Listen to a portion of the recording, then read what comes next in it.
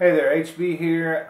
Wanted to make one last gear video. Some changes I made after 2 shakedowns that I made them. Both of them were in the rain, which was good, I guess. But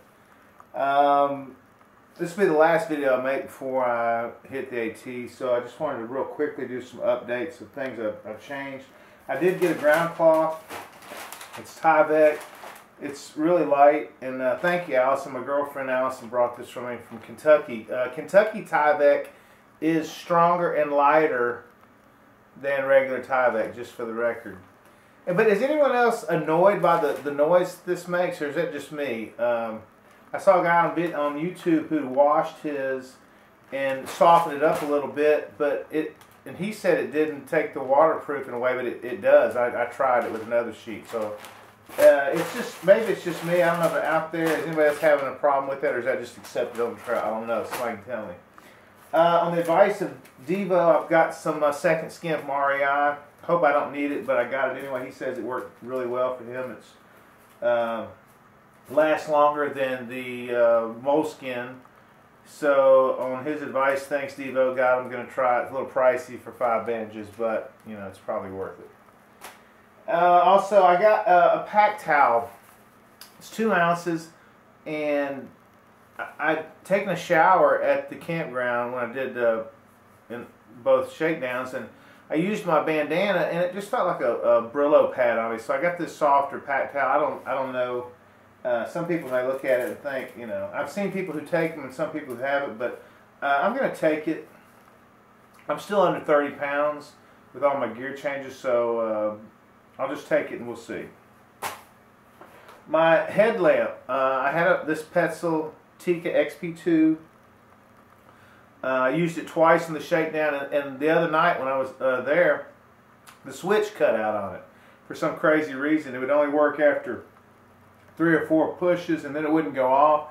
Called REI, it's where I bought this. I didn't buy all my gear at REI because they were a little pricey on some things, but I will say that they have the best customer service. They sent me this one without even having the other one back to them yet. I sent it yesterday to them.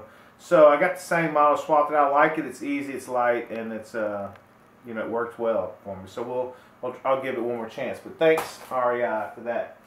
I had to. You might have remembered my other videos. I raved about the Chinook shoes. I didn't want to go with the ugly Crocs, and they're funky and all this stuff. Well, the Chinook's not going to work. It rained. They got wet. They wouldn't dry out overnight. I couldn't wear them. It was cold rain. I couldn't wear them with my camp socks. They'd get wet. So Allison, for Valentine's Day, thanks again, Allison, getting some plugs. She brought me these. So there they are. They're not too bad. I know I was talking too much smack about them. That's why I ended up having to get them, I'm sure.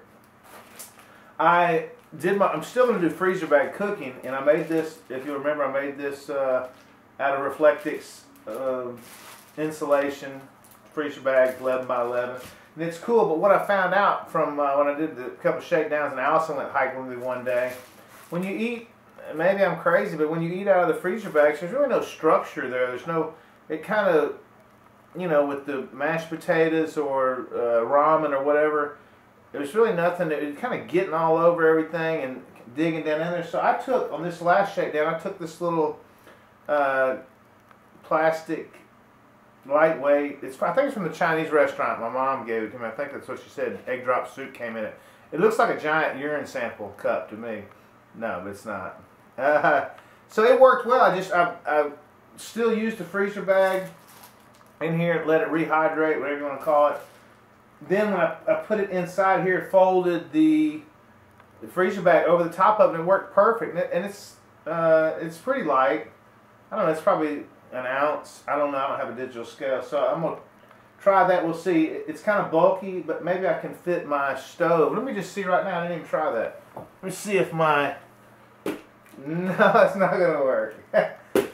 I'll try to cram it in there later. But anyway, that's what I'm going to take and try it. So anyway, that's that. I took back one of my Capling 3 long sleeve shirts. I realized I had 2 Capling long sleeve shirts, a long sleeve hiking shirt, you know, my Patagonia Nano Puff pullover and my Patagonia fleece. So everything was long sleeve. So I took one of those back and got this Icebreaker merino wool T-shirt. So it's nice, and I have worn it a couple times sweating. It's been warm, and it really does hold the funk down. So anyway, I got that. It's kind of pricey. Those things are like $60. That's, to me, that's crazy. Well, the Patagonia were 60, so I don't know. But for a short sleeve, and I know it's wool and everything, but anyway. The trekking poles, I didn't show you those on the last video. Allison bought these for me before she knew I was going to thru hike. These are Mountain Smith Rhino Lights. They're pretty heavy. They're 12 ounces a piece, pound and a half of the pair of them. And while they are good poles, I've trained in them, they are just a little heavy. And Allison, I love them, and thank you. And I don't know, it's kind of crazy. You're getting 3 plugs in this video, but anyway, she knows that they're a little heavy now. She even brought it up. So there's a saying that when I used to mountain bike and road bike said, you know, you train heavy and race light. Well, I know this isn't a race, but that's what I'm going to do. So I'm going to keep those in spare, but I went ahead and bought the Black Diamond Z-Lite distance pole. They fold up into the Z pattern. They're super lightweight, 4.6 ounces a piece. They're not adjustable, but I got the 130 centimeter pole, and they feel strange how light they are, but they got great reviews about how light they are. They came with these rubber tips. I've got the carbide tips here as well. I'm going to change those out. But they fold up pretty easy, just one click, and can't do it with one hand, but you know, they fit me well, they feel great, so we'll see how strong they are. I'm going to start with. Okay, now my sleep system. I'm running out of time. As you know, you may not know, I had the Thermarest Z-Lite, the new model from this year. It's the Trekker Z-Lite, basically. It's in the mummy style, and it weighed 12 ounces. I bought the regular size, which was 72 inches by 20 inches. It did not work for me. I'm a big guy, as I said before. I'm 6'2", 220 something. And it just didn't work. My arms fell off the side. It was 2.5 inches thick.